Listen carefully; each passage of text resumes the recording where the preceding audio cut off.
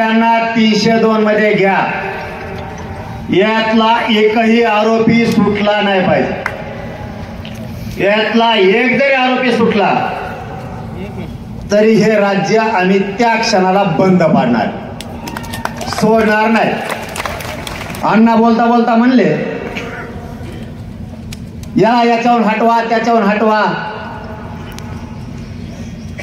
ह्यो दुपाराच माणसं मारायला लागलाय आणि ह्यो जर याला अमुक पदावरून हटवलं नाही तर ह्यो सूर्य उगताच लोक मारी. अण्णा बरं सकाळी मरून द्यायचे का इथून पुढे लोक आपले. आता तुम्ही नुसतं नक्त लावा मग तुम्हाला कळलं कसे कुत्र्यासारखे सालटे निघत रांगायचे. आता एवढं सोपं नाही. मुख्यमंत्र्यांना या धाराशिव नगरीतून आमचा आव्हान आहे. या समाजानं तुमच्यावरती विश्वास ठेवलाय. तुम्ही कुटुंबाला शब्द दिला एकही आरोपी सुटणार नाही. सगळे 302 खाली येतील. सगळ्यांना मोका लागल. मराठे म्हणून शांत आहे. परभणीतल्या सोमनाथ सूर्यवंशीला सुद्धा न्याय मिळाला पाहिजे. त्या कुटुंबाला न्याय मिळाला नाही तर आम्ही खांद्याला खांदा लावून त्यांच्या सोबत उभा राहणार आहे. जर या कुटुंबाशी मुख्यमंत्र्यांनी दगाफटका केला तुमचा सरकारचा कार्यक्रम संपला. आम्ही सहन करू शकत नाही. मला या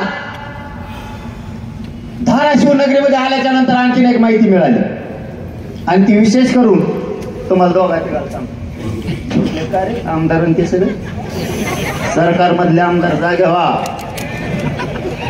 अवघड होईंगा म्हणतो. मग अण्णाला पिक्चर बघायचे का काय नाही लग्न का असतोय तुमचा ह्यो व्हाया बदल्या म्हणते व्हाया याला सोडत नाही वाटतं काहीच. तुम्ही यांना सोडू नका म्हणजे बस आम्ही आहेत तुमच्या माग.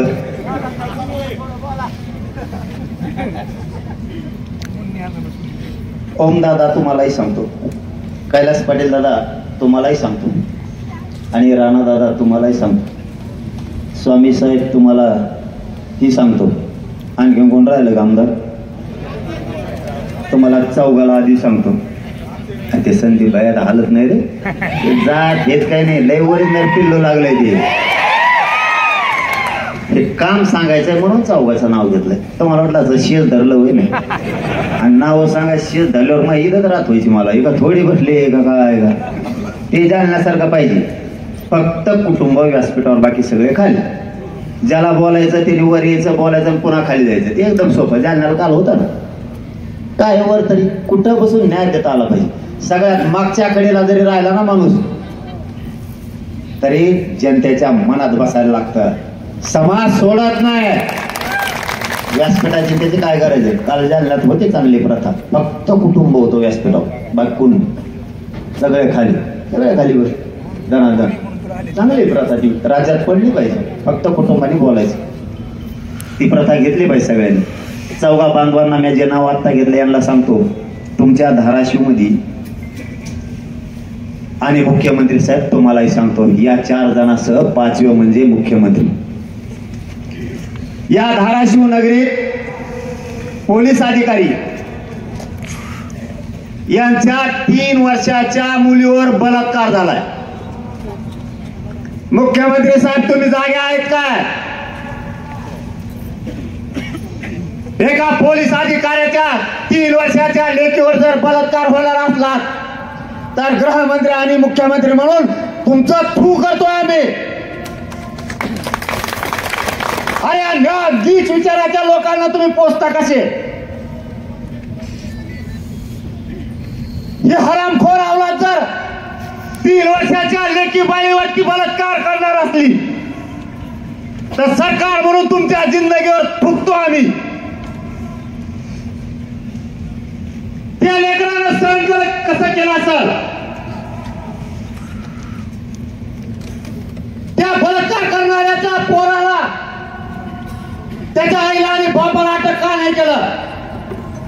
एसपी साहेब असले तर माझे हात जोडून विनंती आहे. मी आणखी मॅटर मध्ये हात घातला नाही. मी जर धाराशिव मध्ये घुसलो तर बलात्कार करणाऱ्याला सोडणार नाही, त्याच्या आई बाबाला अटक करा. मुख्यमंत्री साहेब ते प्रकरण फास्ट ट्रॅक कोर्टात चालवा. त्यांना सरकारी वकील द्या. त्याचे नमुने हे संभाजीनगरच्या लॅबला गेले. त्या कुटुंबाला भीती आहे. तिथले अधिकारी त्याच्यात काही फेरफार करतायत का, बदल करतायत का? नमुन्यात बदल झाला नाही पाहिजे. याला जन्मठेप होईपर्यंत सुटता कामा नाही. मी आणखी तरी धमकी दिलेली नाही आणि मी ज्यावेळेस देतो त्यावेळेस मागे सरकत नाही. या 3 वर्षाच्या लेकराला न्याय मिळाला पाहिजे आणि ही जबाबदारी आज सरकार पक्षातले 2 आमदार राणादादा आणि स्वामी साहेब सत्ता पक्षातलेच ना, सगळे पडेलच बाजू. ओम दादा आणि कैलास दादा तुम्ही लागा माग. तुम्ही सरकार पक्षातले राणादादा या लेकीला न्याय मिळाला पाहिजे. हे जर सुटले तर तुमच्या चौघाच्या मागा लागा ना. मी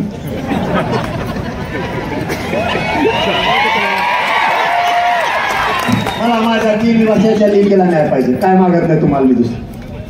तुमच्यावर ज्या ज्या वेळी पोरावर जो समाजाच्या बाजूने बोलत, तुम्हाला आजच माझ्याकडून विनंती आहे, जो माणूस समाजाच्या बाजूने बोलत त्याच्या पाठीशी खंबीर उभा राहायचं. राहणार ना तुम्ही फिरायचं. त्या लेकीला न्याय मिळाला पाहिजे. मला इथं आलं आणखीन एक मॅटर कळलं. बघा ही प्रताप धनंजय मुंड्याच्या टोळीची भंगार गोळा केले साले करून. पुढे गेलं ते फोटो काही का बघा. फोटो बघितल्यावर तुमच्या 100% तुम्हाला दुखणंच येणार.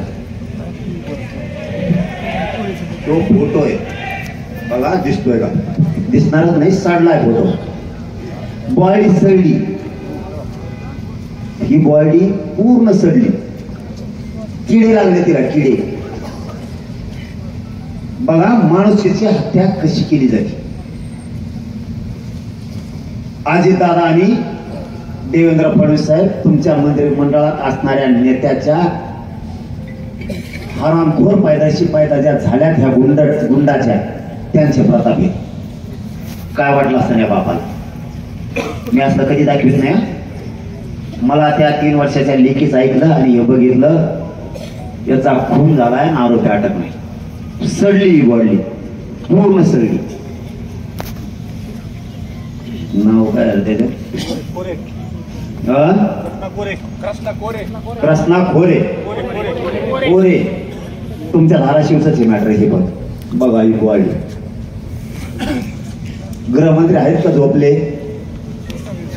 हे बघा प्रताप तुमच्या पक्षातल्या संविधानाच्या पदावर बसलेल्या माणसांच्या कार्यकर्त्याचे प्रताप. हे जरा व्यासपीठावरच्या नेत्याला दाखवा. अरे मग मी आहे ना, मला सांगत राहिलो पुढं. इथून पुढं राज्यातलं सगळं सांगत राहा गोरगरीब. मला मी आहे यांच्या मुंडक्यावर पाहिजे. आणखीन एक हे तेवढंच दाखवतो. तुम्ही आंतरवालीला सगळं गावा आणून द्या. 25 तारखेच्या नंतर कार्यक्रमच लावतो मी यांचा सगळ्याचा.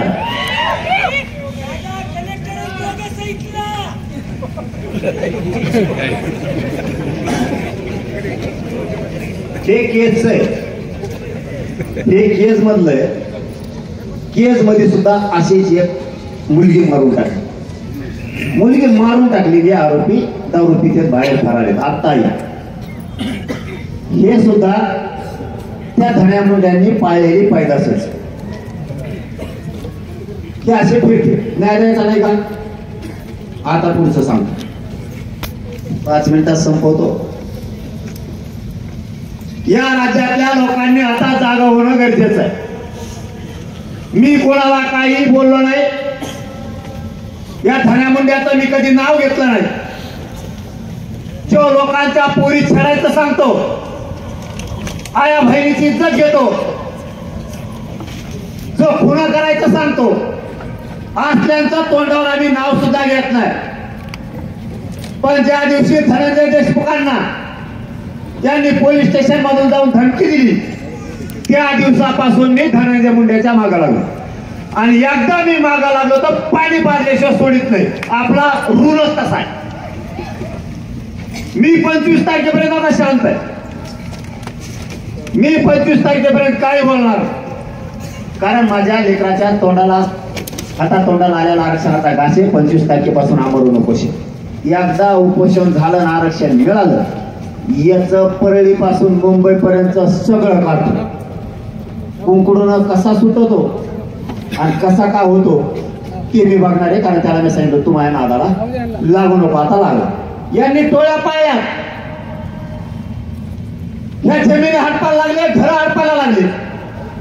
याला जात कळत नाही.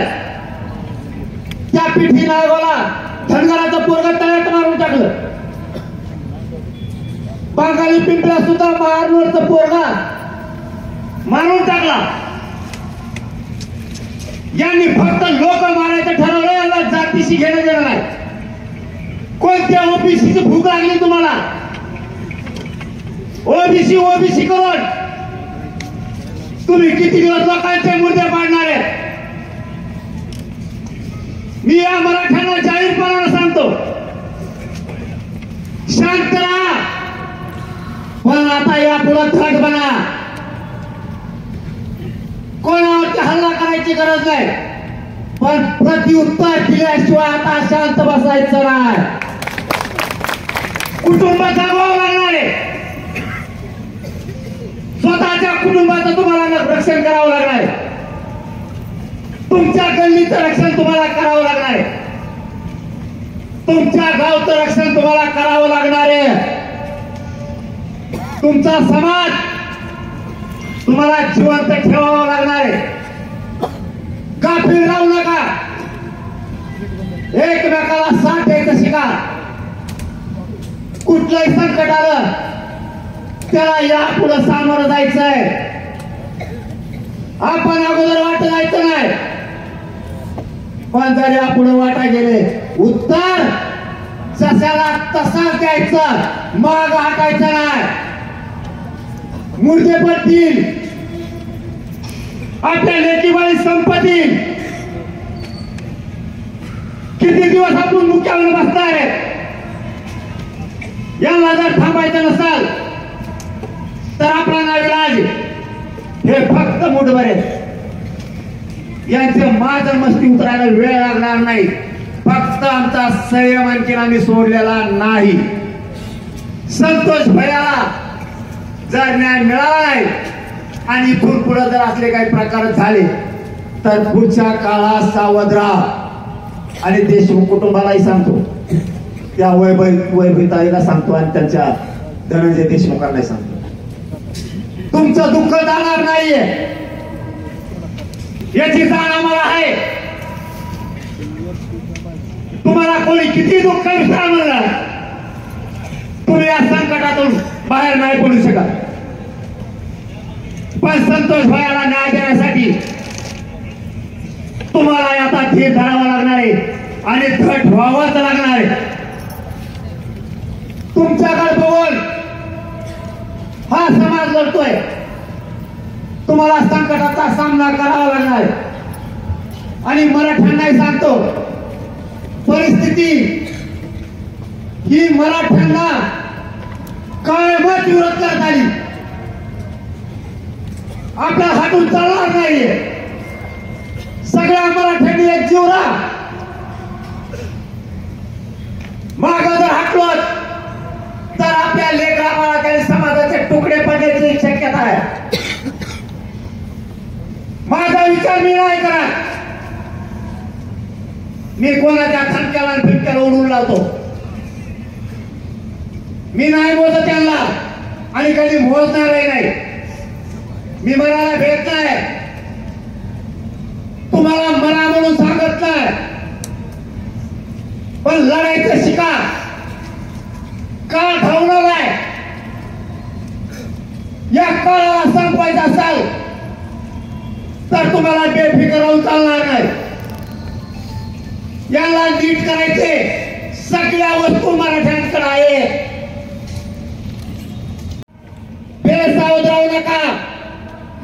काळ ठरवणारा काळाला पडतून लावायला लागताय. हे लोक मस्तीत आणि मगरुरीत पैशाचा वागायला लागले.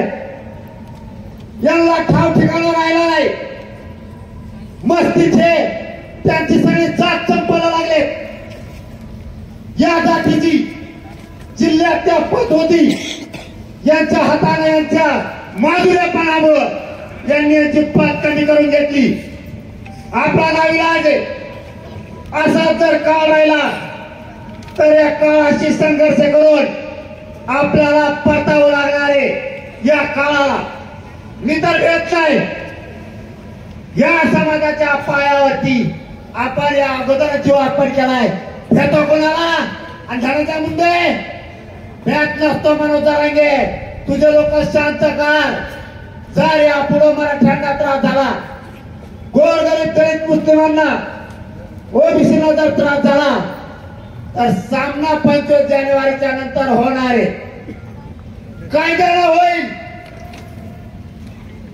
पण तुझी मस्ती जिरवल्याशिवाय गप्प बसणार नाही. संतोष भैयाचा दासांना शेवटचं सांगतो. सगळ्यावरती मोका खंडणीतले आरोपी 302 मध्ये आले पाहिजेत. जेवढे प्रकरण झाले आरोपीला जाणी सांभाळ त्यांना सह आरोपी करा. जबाबदारी तुमच्यावरती आहे. राज्याला शब्द मुख्यमंत्र्यांनी दिलाय म्हणून मराठा शांत आहे. सगळ्यांना 302 मध्ये घ्यायचं सांगा. वाटलाच मुख्यमंत्र्यांकडे आज उद्या पुन्हा जाऊन तुम्ही हा प्रश्न तडीस लावा. पुन्हा एकदा धनंजय मुंडेला सांगतो, टोळी थांबव. लाभार्थी टोळीने अन्याय चालवला, थांबव. तुला जड जाईल बर का. ही धमकी नाही. तुला सावध करायलोय. तुला मी सांगितलं होतं माझ्या नादी लागू नको. यांची मस्ती थांबव. जर याच्या पुढं तुझ्या गुंडानं लाभार्थी टोळीनं कोणाला त्रास दिला किंवा देशमुख कुटुंबाला जर बोललं तर लक्षात ठेव, त्या गुंडाचा बंदोबस्त आम्हाला करावा लागणार आहे. गुंडाला आम्ही बोलणार, तुझ्या जातीला कधी बोललो नाही. पांघरून घेऊ नको तुझं पाप झाकायसाठी. शेवटचं सांगतो, तुम्हाला हात जोडून विनंती आहे सगळ्या पक्षाच्या लोकांना आणि सगळ्या मराठ्यांना देशमुख कुटुंबाच्या पाठीशी होणारा आणि 25 जानेवारीला सगळ्यांना अंतरवाली या. धन्यवाद. जय शिवराय.